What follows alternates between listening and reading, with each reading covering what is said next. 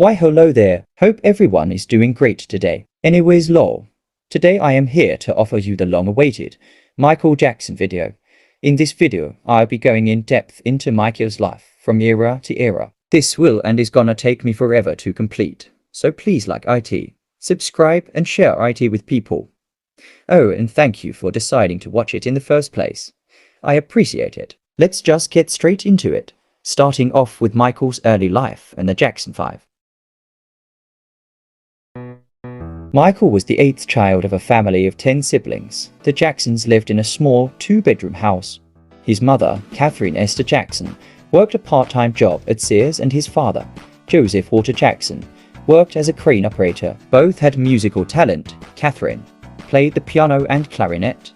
Joseph played guitar in a rhythm and blues band named the Falcons as a way to gain more money for the family. As I mentioned before, Micheal was the 8th of 10 siblings. Allow me to introduce the other 9 siblings lol.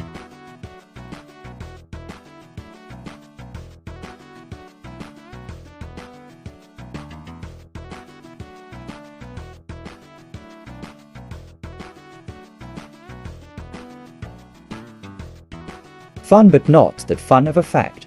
Marlon was supposed to have a twin brother named Brandon, but unfortunately he passed away a little after being born. Something that I find quite cute is that Micheal was kind of a substitute for him, as he and Marlon would constantly be getting into trouble lol. In the year 1964, Micheal and Marlon would join the Jackson brothers. The band was formed by their father, consisting of their brothers. They did backup vocals, played the congas and tambourine, and something that would recur a lot while the boys did rehearsals for local shows or contests is Joseph abusing them. He considered this to be a form of discipline. But it obviously isn't. There are other ways of discipline. I think Micheal is the only one who has spoken about how this would happen, since he was the youngest and would get into trouble the most. He would receive whipping that were far harsher than the other brothers. I get that this was a way to discipline kids at the time, but my lord, poor babies don't deserve that at all. I get that kids can be irritating, but damn. This one time, Joseph threw a shoe at Micheal and my boy dodged it. And as someone who's dodged an ass whooping before, I can say that it takes balls to do so lol. Poor Micheal. Do you think your father was too strict? Yes. No, he's gonna kill me. He's gonna get you still worried about that. Well, he feels that he was strict. I'm glad he said it. Now I'll say it, yes. The way he didn't even hesitate to say, yes bro, it's so heartbreaking to hear.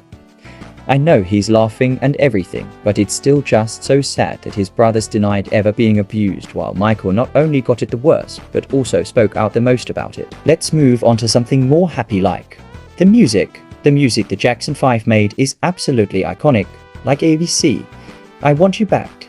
All these songs you've most definitely heard before, and so many underrated gems as well. I know this might sound very basic of me, but the Triumph album, my lord, an absolute masterpiece. It doesn't matter how many times I listen to it. Somehow every time it gets better and better. Same can be said with of their other material. Now I gotta confess, I have not yet listened to every single one of their albums. Pencils down! Pencils down! Pencils down! That's it! That's it! I know, I'm sorry. I'm listening to some while editing this, and I see and I hear what I am missing out on lol. I'm listening to Good Times of the self-titled The Jacksons album right now, and I'm about to cry at how good this song is. I've heard a couple of other ones from this album, and this might be another one that's my fave. I dunno fellas. The way these songs are making me feel, all romantical and whatnot. They're so good lol.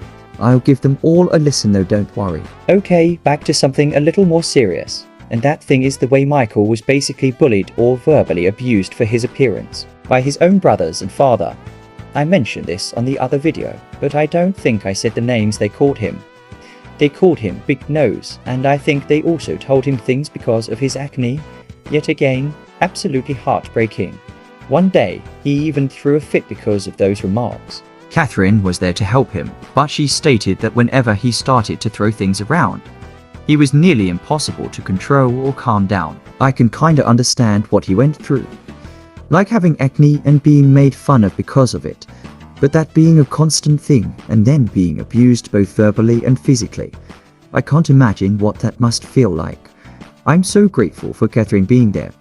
I wish I had a mother like her. Going back to the topic of the Jackson 5, Michael disliked going on tour with his brothers when he was a little older. I think that when he was younger, he also didn't like it. I think it was either at their house or hotel rooms, or even both that his brothers would bring in girls to. Yeah, they would tell the girls that Michael was asleep, and he in fact wasn't. But they proceeded to do the dirty deeds, lol. If I remember correctly, it was mainly Jermaine who did this. I remember reading and hearing that somewhere, lol. I'm pretty sure it was. And that is absolutely just flabbergasting to hear, bro. Literally traumatized. And one funny little thing that a lot of people in the fandom are very aware about is Michael's strong dislike for touring, lol.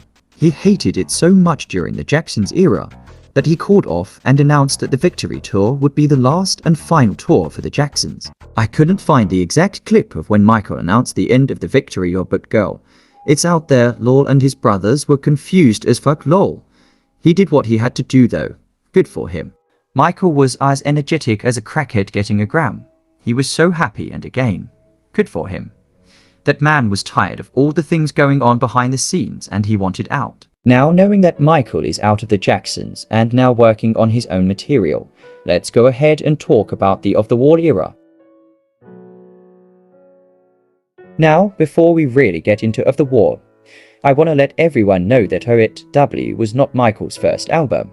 In fact, it was his fifth. His previous albums were Got to Be There, Ben, Music and Me, and Forever Michael. Unfortunately, I have yet to listen to these albums in their entirety.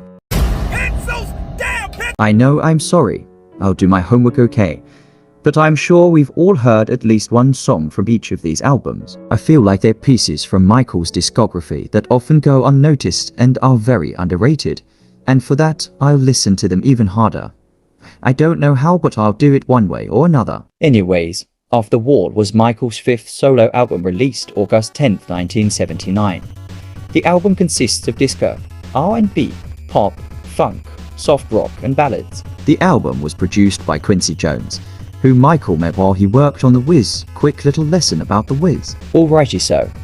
The Wiz is a reimagined version of The Wonderful Wizard of Oz that consists of an all-black cast and was released on October 24th, 1978.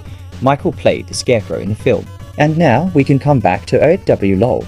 When making Off the Wall, Michael didn't want an album that sounded like something he'd done previously with his brothers. Once released, the album peaked at number 3 on the Billboard Top chart and number 1 on Top Black Albums chart, and it stayed that way for a total of 16 weeks. I repeat, 16 whole weeks.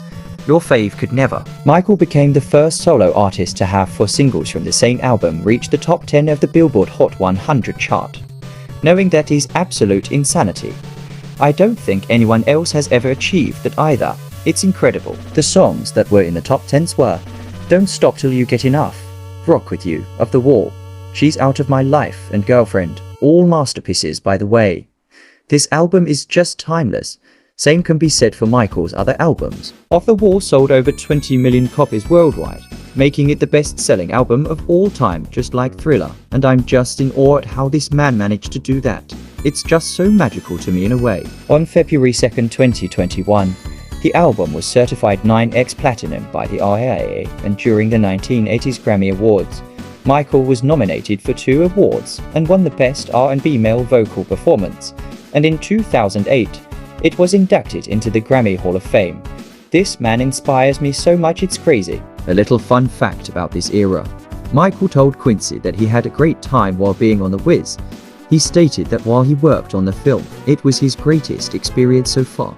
So cute. I love him so much. Anyways, now that we've spoken a bit about the Off the Wall era, let's go ahead and jump to the Thriller era. Thriller is Mike's 6th album, being released on November 29th of 1982 and produced by Quincy Jones once again. Michael wanted to move a different direction with this album, with songs being a little darker. The kind of songs that can be heard on Thriller are a mix of post-disco, pop, rock, funk and R&B. Thriller also includes a feature by Paul McCartney, and that song is The Girl Is Mine. A lot of you might know that Michael also collaborated with McCartney on another song. Say, which was released in 1983. Of course, as we all know, Thriller was and is one of Micheal's best-selling albums, and just the best-selling album of all time period. It spent 37 weeks at number 1 on the Billboard Top LPs chart. The 7 singles that were released from this album were The Girl Is Mine, Billie Jean, Beat It, Wanna Be Startin' Something, Human Nature, P.A.Y.T. Pretty Young Thing, and of course, Thriller. They all reached the top 10 of the Billboard Hot 100 chart, and Billie Jean and Beat It reached number 1. Absolutely astronomically astonishing, if I do say so myself. In Motown 25, Micheal would perform Billie Jean, and we all know how majestic, iconic, and fantastic that performance was and is. He did his signature moonwalk for the first time, and that made album sales increase even more. It sold 1 million copies per week. 1 million copies per week. How? Enough of me being flabbergasted by this man. By the end of 1983, it was declared the best-selling album of all time, and in 1984, the best-selling in the US for 2 whole years. The success of Thriller broke racial barriers. It earned him airplay on MTV, and even meeting Ronald Reagan, who was the president of the US at the time. Thriller was also one of the first albums to use music videos as promotion tools, which also made music videos a serious art form, and I love that. So slay, as we all know. Thriller won a total of 8 Grammys during the 1984 Grammy Awards, as well as 8 American Music Awards, and to this day, it continues to be the best-selling album of all time. It also recently had its 40th anniversary. Let me flex the fact that I got the album. Hold on.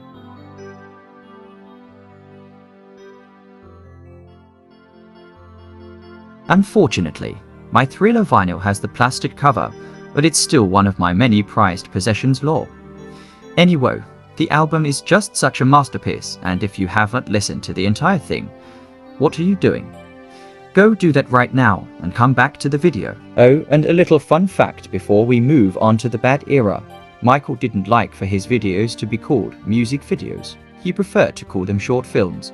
You all are gonna be hearing that phrase a lot from this point forward, so yeah, let's go ahead and talk about bad. My fault, y'all. Something else I forgot to mention is that the Pepsi commercial incident happened during this era as well. On January 24th, 1984, Micheal reunited with his brothers to make a Pepsi commercial. Apparently, while Micheal was dancing, he got too close to a fireworks display thing, and they went off a bit sooner than they were supposed to. This incident made him suffer from second-degree burns to his scalp, which obviously made him lose some hair. And because of the pain, he would be prescribed painkillers, and we will be coming back to that later on, as they affected Micheal a lot later in life. I don't know how to make the transition from this to the bad era, so let's just go ahead and jump to that. Released on August 31st, 1987, Bad would be Micheal's 6th solo album. That was released 5 years after Thriller, which is something else you'll be hearing a lot, since Micheal would have a 5-year gap between each album. Bad would be the 3rd and final time Micheal and Quincy Jones would be collaborators. For Bad, Micheal adapted a more edgy appearance and sound for basically the entirety of that era.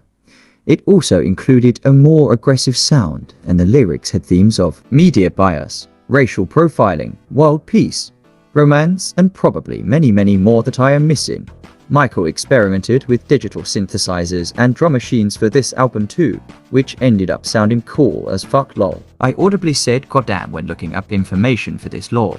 Bad had a total of 9 singles, and those songs are I Just Can't Stop Loving You, Bad, The Way You Make Me Feel, Man in the Mirror, Dirty Diana, Another Part of Me, Smooth Criminal, Leave Me Alone, and Librarian Girl. As a way to promote the album, the Moonwalker film was released, which includes songs from Bad. By the year 1991, it was the 2nd best-selling album of all time, selling a whopping 25 million whole copies worldwide. It was also nominated for 6 Grammys and only won one goddamn Grammy. I know it may not matter, but the math is not mathing.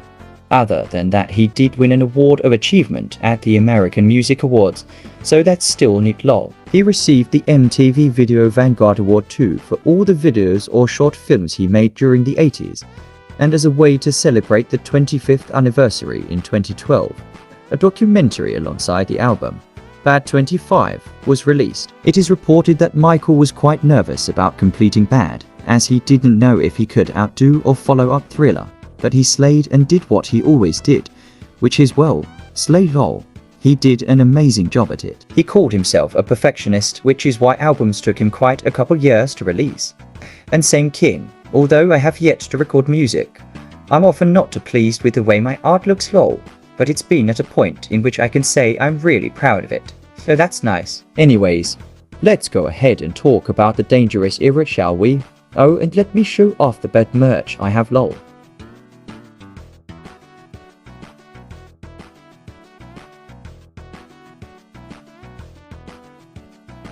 By the way, the jacket is incredibly comfortable and warm lol. But yeah, let's hop over to Dangerous now. It is now November 26, 1991, and the Dangerous album has officially been released, the first album to not have Quincy Jones as a collaborator, but had people like Slash, Heavy D, Princess Stephanie of Monaco and Rick in effect as collaborators. The album has a plethora of different genres in it, such as pop, R&B and new jack swing. It also has a total of 9 singles, and those are Black or White, Remember the Time, In the Closet, Jam, Who Is It, Heal the World, Give In To Me, Will You Be There and Gone Too Soon. Can we also talk about how he looked in the Give In To Me music video? Lord have mercy, this isn't news though, because my man looked good in all his eras, so slay lol. This is also regarded as an experimental album of some sorts, since Micheal used sounds like car honks, metal clanking, and a ton of other sounds that you wouldn't typically hear in songs. He also did beatboxing, scat singing and finger snapping. I love the fact that Mike can just beatbox as if it's a regular everyday skill, like this man is so goddamn talented lol. Dangerous went on to be #1 on the US Billboard Top Pop Albums, and sold over 5 million copies in its first week. 5 million first week, absolutely beleaguered right now, oh my god. Yet again, Dangerous is one of the best-selling albums of all time, selling over 32 million copies worldwide, and winning 1 Grammy, also certified 8x Platinum by the IIA in 2018. And Micheal also won 3 American Music Awards. There he goes slaying again. We love to see it. It is also around this time that, unfortunately, the child sexual assault allegations would be made against Micheal, specifically in the year 1993. And this time, I'll be going more in depth than I did in my previous video. I'll be showing a lot of the same things that I did before, but I'll be showing and talking about even more of the horrible things Micheal went through during this time. Before you label or condemn me, don't treat me like a criminal, because I am innocent. I have been forced to submit to a dehumanizing and humiliating examination by the Santa Barbara County Sheriff Department and the Los Angeles Police Department earlier this week. They served a search warrant on me which allowed them to view and photograph my body, including my buttocks, my lower torso, thighs, and any other area that they wanted. They were supposedly looking for any discoloration, spotting, blotches, or other evidence of a skin color disorder called vitiligo, which I have previously spoken about. The warrant also directed me to cooperate in any examination of my body by their physician to determine the condition of my skin, including whether I have vitiligo or any other skin disorder. The warrant further stated that I had no right to refuse the examination or photographs. In the midst of the third leg of the Dangerous World Tour in August 1993, the news of the horrible allegations broke out, and Micheal had to cancel the remainder of it because of health issues that began to rise because of the allegations. The prick who started the allegations is someone by the name of Evan Chandler. Micheal met Evan Chandler's child, Jordan Chandler, after renting a vehicle from his stepfather. At first, Evan Chandler encouraged the fact that the two had become friends, but later contacted his wife because he felt that their friendship was inappropriate and like, why would you have that in mind in the first place? It's really weird for someone to think that a relationship between an adult and a child can be anything but innocent, which is what their friendship was, simply friends and nothing else. Anyways, Jordan had had a conversation with a psychiatrist as well as police and told them that Micheal did something to him. Even some of Micheal's staff reported things, but they were later debunked as they sold their stories to the press and had envy, I guess you can say, towards Micheal. It makes no sense to me how they could have grievances against him, since he's the sweetest person to ever live. Anyways, on August 18, 1993, the LAPD investigated Micheal and 30 kids, whom stated that they were in fact not touched in any way by Micheal. Micheal hired a private detective to hold a press conference that accused Evan Chandler of attempting to extort $20 million from Micheal on August 26th. There were reports of Jordan Chandler forgetting times and dates of these alleged events, and another report said there was no medical evidence to support the allegations. Micheal also invited the Chandlers to travel alongside him for his Dangerous World tour, and Micheal never once said that parents weren't allowed to come along. Same goes for Neverland. Micheal always wanted the parents around. Even when they stayed over, Micheal had guest rooms for the kids and their parents. And when Micheal would sleep in the same room as the kids, he'd let the kids have the bed and Micheal would sleep on the floor or even the couch, I think. And the clip I put before, Mike mentioned he was strip searched because Jordan Chandler had drawn a picture of what was allegedly Michael's penis, and listen. Just because a kid can draw one doesn't mean that they were victims of such a horrendous thing. But the police took it that way and forced Micheal to remove all his clothing so they could take pictures.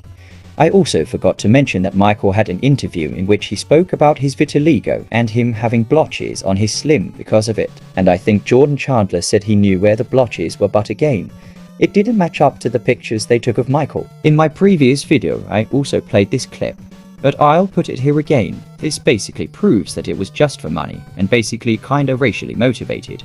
But this is the phone call Evan Chandler had with Jordan's stepfather. Man is going to be humiliated beyond belief. He will not believe it. He will not believe what's going to happen to him. Beyond his worst nightmares. Sell one more record. It'll be a massacre if I don't get what I want. If I go through with this, I win big time. I will get everything I want, and they will be destroyed forever. They will be destroyed. June is going to lose Jordy. She will have no right to ever see him again. Yeah. That's fact, Dave. That's what's going to happen. Michael's career will be over. Does that help Jordy? Michael's career will be over. And does that help Jordy? It's irrelevant to me. Not only did he want an innocent man's career to be over, he wanted his money, and he wasn't even concerned with his kid. He literally said that it doesn't matter if it helps Jordy or not. He deadass just wanted money. This is why I will forever be so passionate in protecting and putting out Michael's legacy. That man worked so hard in what he gave to the world. He gave so much just for people to treat him in such shitty and disrespectful ways. I hate people so much for what they did to him. I try my hardest to live in the way Michael wanted us to be kind, heal the world, and to just be as peaceful as possible. But when people like this exist, it's quite literally impossible to do so, lol. But I'll keep on trying, for him and him only. Another kid who also accused Micheal was Gavin Alviso, who again, just like Jordan, was invited to Neverland because he had cancer. However, I'll get into that when it is time to do so, lol. It is now time for us to dive into the history era, so let's do that right now. It is June 20th, 1995, and Michael's ninth album, History, Past, Present and Future.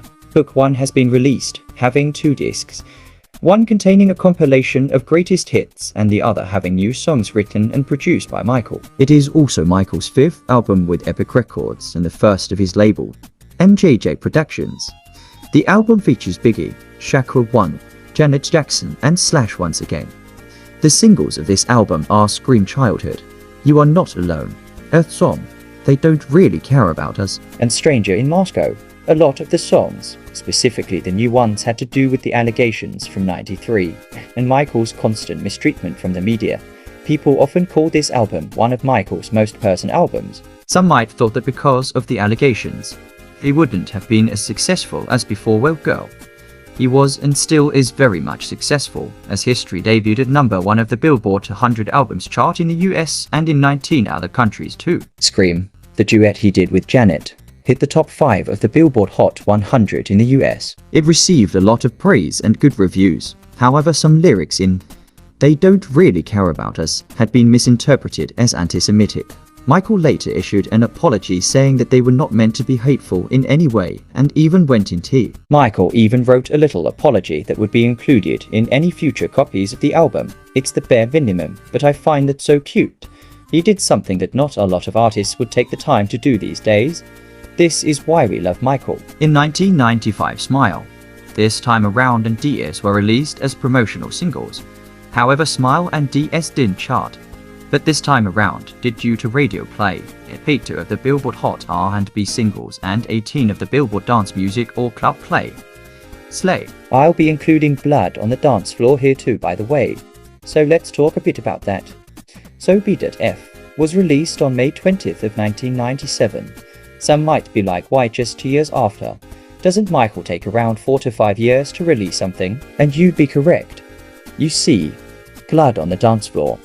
History in the Mix is a remix album, but like History, it also included some new songs. Micheal didn't like the fact that they were making him release a remix album, as he didn't like other people touching or messing with his work. It also received very minimal amounts of promotion in the US. The short film, Micheal Jackson's Ghosts, and the Blood on the Dance Floor music video were released as promotional material.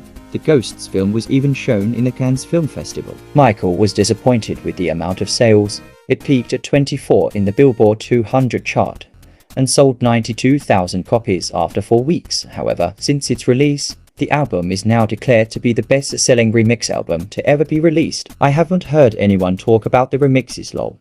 I've only ever heard people talk about songs like Ghosts, Blood on the Dance Floor and Morphine as underrated as some of the songs may be.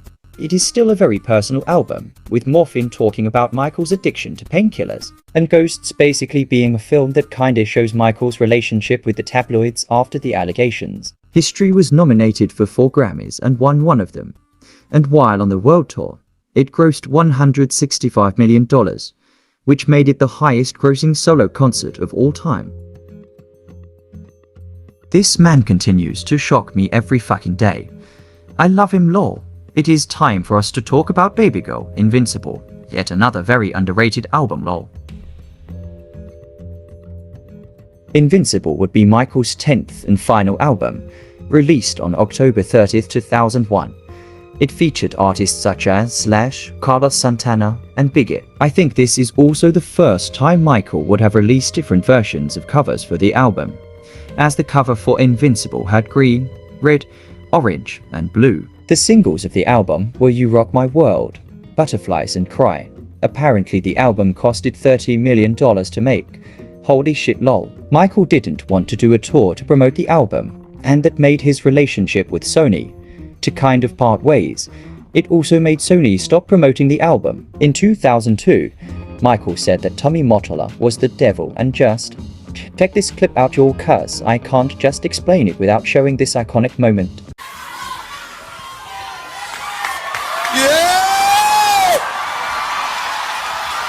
The story is usually the same though, you know, these guys work really hard at their craft, but the story ends the same. They usually are broken, torn, and usually just sad, and the story is very sad in the end, because the companies take advantage of them. They really do.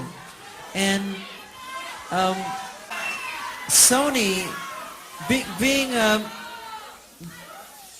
the artist that I am at Sony, I've generated several $1 billion for Sony, several billion, and they really thought that my mind is always on music and dancing, and it usually is, but they never thought that this performer myself would outthink them. Yeah! So I'm leaving Sony a free agent.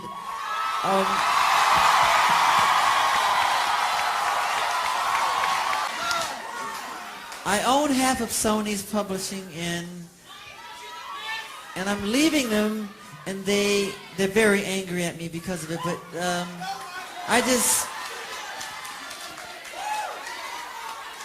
just did good business, you know. The way they get revenge is to try and destroy my album.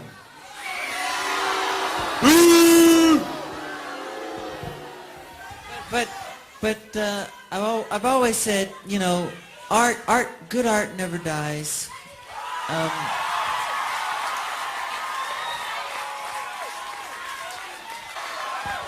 And Tommy Mottola is a devil.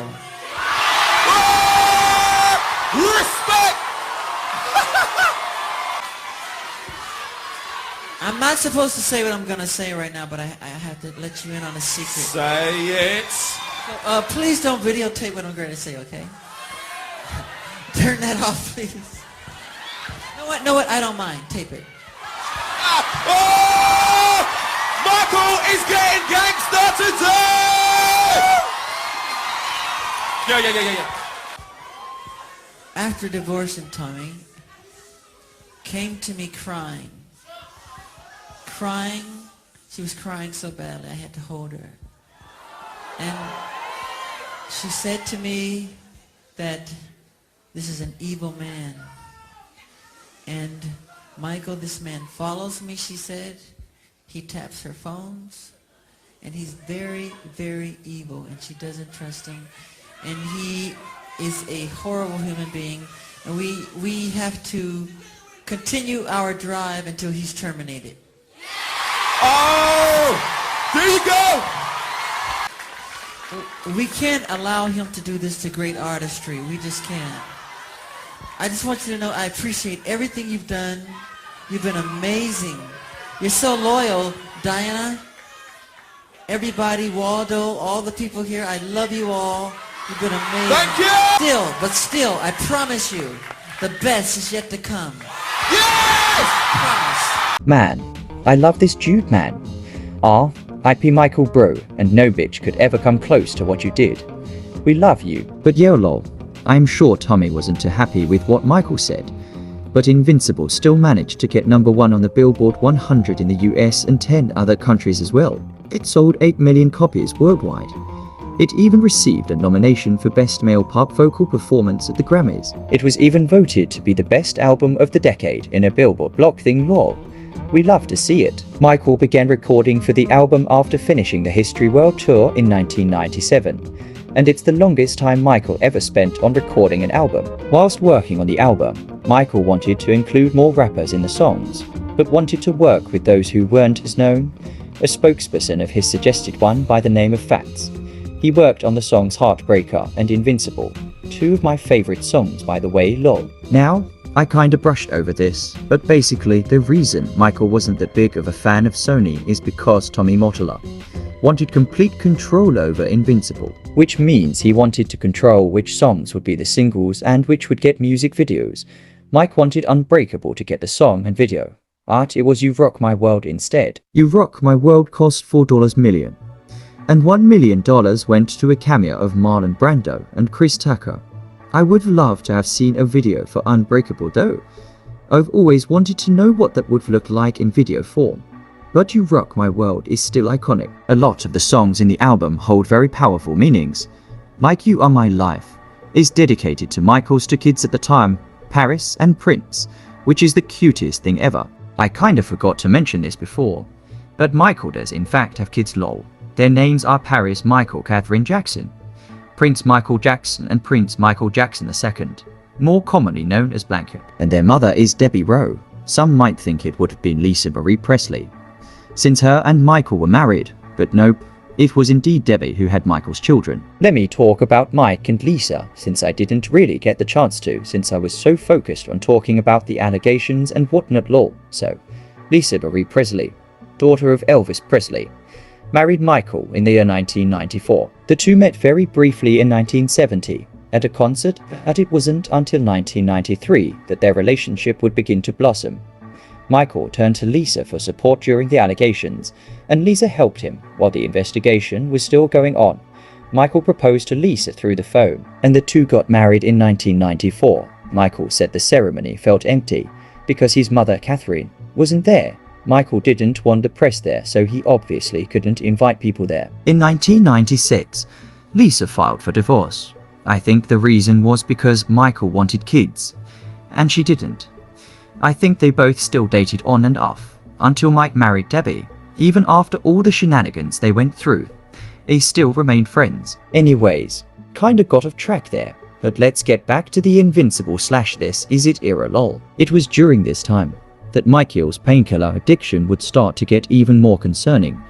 But before we really get into that, Let's talk about the 2005 allegations. So in 2005, Micheal was charged with molesting a 13-year-old boy by the name of Gavin Vizo. In the documentary Living with Micheal Jackson, Micheal was shown holding Gavin's hand and defending the fact that he never slept with the kids. He simply allowed them to sleep on his bed. Gavin and his brother testified that Micheal had allegedly given them alcohol, shown them adult videos, touched himself in front of them before making advances on them. Macaulay Culkin, Chris Tucker, and I think even Wade Robson testified that Micheal was innocent. But we don't talk about that snake here. Anyways, Micheal was proven innocent on all counts and spent the months after the trial in Bahrain and Ireland. The thing that I find crazy is that Gavin thanked Micheal for helping him beat cancer and invited him and his family to Neverland when Micheal and Gavin were shown holding hands. Gavin's mother, Janet Vizo, said it was misinterpreted and their relationship was innocent. She even instructed they file a complaint for misinterpreting their relationship. Micheal felt betrayed by what Martin Bashir had said and done, so he and his team released a 2-hour film as a rebuttal to the Living with Micheal Jackson documentary. Macaulay Culkin, being the goat that he is, appeared on Larry King saying that Michael's bedroom was 2 stories with 3 bedrooms. Like Monet's Micheal Jackson, of course, he'd had a 2-story bedroom law. A lot of people still think it's weird, but again, he didn't sleep in the same bed. He slept on the floor. He had the parents there too. And Tom Snedden bald-headed ass wanna chime in too, like boy shut the fuck up or something like damn. My full chore, but yeah. There has been evidence providing so much proof that this man is innocent. Slightly off topic, but he even arrived to the trial in his pajamas because he'd injured his back and was at the hospital. He had to show up that way because the judge ordered him to be there or else he'd have his bail revoked. You can also see that his guards had to help him walk. If I remember correctly, it was because he was in so much pain that he damn near couldn't walk. I'm putting the This Is It era here too, by the way, since they're pretty close by, and well, because I just wanted to law. So let's jump straight into that. This is it. This is it.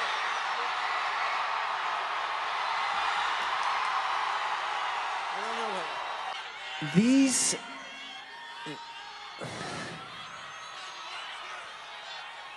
These will be my final show performances in London. This will be it. This is it. And when I say this is it, it really means this is it. Because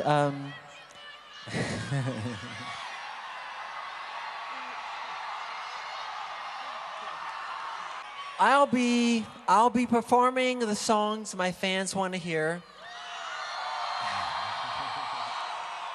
This is it. I mean, this is really it. This is the final curtain call. Okay? And I'll see you in July.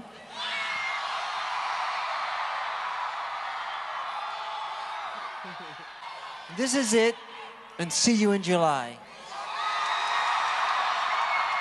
Nakas that low-key made me emotional lol.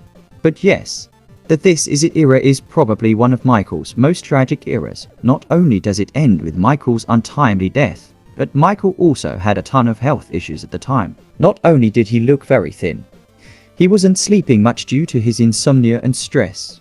He had to rely on propofol and prescription drugs to make him sleep.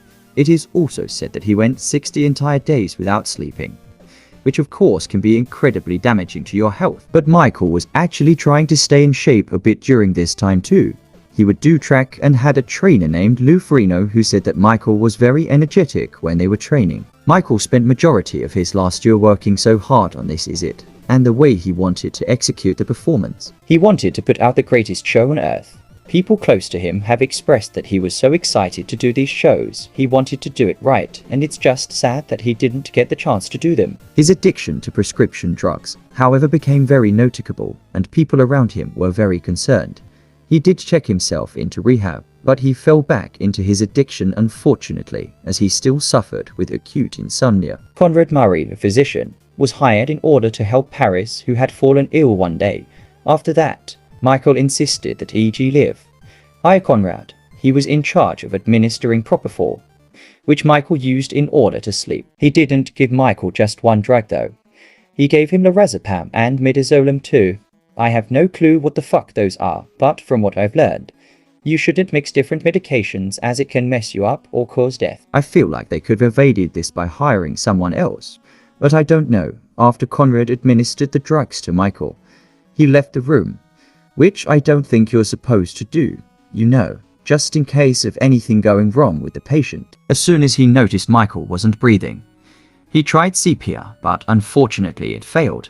After calling 911, paramedics arrived, took Michael to the hospital, and sadly, Michael was pronounced dead at the hospital. Shortly after his death, his family believed and was suspicious that Michael could have been murdered, or that there was at least something more sinister having to do with his death. Michael's father, Joseph, filed a complaint that AEG was illegally practicing medicine and that they failed to provide resuscitation equipment and a nurse, like Conrad had requested, which Michael Roth, the AEG spokesman, had nothing to say about these claims, which is really strange. Michael's family believes that Conrad Maury was simply a scapegoat, and that Michael had been murdered, which is a theory many people have to this day. I'm not even gonna lie, bro, it's a very believable theory too. Michael had a ton of money, fame and power, which is something greedy folks would love to have. Not only that, but he was a black man, and hoes these days are, you know, racist, so they didn't want to see him succeed at all. He also wasn't afraid to speak out on injustices going on in the world and in the music industry, like the Sony situation, police brutality, and so many other things that I feel could be a video on its own. So it could be very possible that they plan to take him out. I don't know if my mind if making this up, but apparently someone had updated Michael's wiki page with the exact time and date of his death before it even occurred, which led people to believe the theory that this was all premeditated. Anyways, to lighten up the mood just a tiny bit, there'd been a memorial service made in the same place Michael had done his last rehearsal for the This Is It tour, which was at the Staples Center. More than 2 million people saw the broadcast. His brothers wore a single white, sparkling glove, just like the one Michael used to wear. Artists such as Stevie Wonder, Mariah Carey, Lionel Richie, and Micheal Jackson sang some of Michael's songs. Michael's family wanted to bury him at Neverland, but others didn't like that idea since it'd be tainted by all the negative things that had happened there, such as the 2005 trial and police raids. If those things hadn't happened, I feel like it would have been a beautiful thing to do. Before I end this, I know I forgot to mention some things such as Michael's surgeries, so let me give you all a bit of history on that lol. Alrighty, so while at a dance rehearsal in 1979, Michael had broken his nose, so he decided to have his first rhinoplasty. Michael would work with surgeon Stephen Hoeflin, who'd also worked with Elizabeth Taylor. He would be Michael's go-to choice for any future surgeries. Michael said he wasn't satisfied with his appearance and that he was having difficulty breathing after the surgery had been done. So Michael went back to Stephen to perform a second rhinoplasty in 1981. In 1984, Michael would still be unsatisfied with the way he looked, so he'd undergone yet another rhinoplasty. In some home footage of Michael that had been taken at the time the Pepsi commercial incident happened, which suggested that Michael went through his fourth rhinoplasty procedure. On September 14, 1990, his nose was beginning to collapse. At this point, he had to get surgeries, but not for cosmetic reasons, but instead for medical reasons. He didn't only have rhinoplasties though. He obviously had to get surgeries for his scalp that had been burnt during the Pepsi commercial fire. One of the procedures was called the tissue expander treatment, which basically means that balloons had to be put into the areas that had been scarred, that are then blown up to make the skin on the scalp expand over time. During the process of healing, Michael had to wear fedoras since the process was very visible. He also had to get tattoos to cover it up. In 2001, he was experiencing difficulty breathing again and basically gave up on trying to fix the issues. For the You Rock My World video, they suggested that he wear prosthetics for his nose, which made Michael throw a fit and break down crying in his dressing room. While in court in 2003, it was revealed, after removing a surgical mask he wore, that he was trying to combat these breathing problems again. He'd also undergone Botox, fillers, and a full facelift procedure. People act like that's too many things or procedures for someone to go through, and I'll allow Michael to give his thoughts on that. Let's just put it this way. If all the people in Hollywood who have had plastic surgery, if they went on vacation, there wouldn't be a person left in town. I think you might be right. I think I am right. I'm sure I used that clip in my previous video, but point still stands. He had surgeries done, but so does everyone else in Hollywood. I forgot to mention this earlier, because not only did I mention it in my previous video, but I was far more focused on his artistry, his dancing, his music. His art is what fascinates me the most. Not how many times he went under the needle or whatever that expression is lol. I love Micheal so much for what he did for the world and continues to do even after death. He only wanted to make the world a better place, but people to this day are trying to stop him. As a lot of you know, the mockumentary by the name of Leaving Neverland was a thing that was released in 2019. It tells the tale of James Safechuck and Wade Robson, who'd allegedly been abused by Micheal and Girl. The director, Dan Reed, has said that the whole thing was a cash grab. The Jackson estate, again, the Jackson family, they're saying, look, these guys, they're just out for money. And in fact, they sued for money. What's your response to that? That this is all about the money, that this is why this is happening now, and that they're lying. They're just out for the money from a dead man who cannot defend himself. It is all about the money.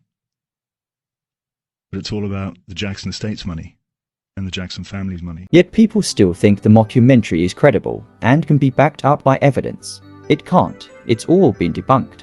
And there's a ton of evidence that proves these bitches are broke and wanted to leech off of Micheal's estate money. I didn't need to know anything about James, Wade, or Dan to know that this was simply about money, because it's been that way since the beginning. In the words of Micheal himself, they would do anything for money, lie for it, spy for it, kill for it, die for it. They can try to tear his legacy down, but they'll never succeed. In conclusion, Micheal Joe Jackson is a goated musician, and his efforts to make the world a better place for everyone will never be forgotten. As long as moonwalkers or soldiers of love are alive, we will continue to spread the love and art Micheal worked so hard on for years and years to come. He was my first inspiration, crush and favorite artist, and he remains on that throne to this day.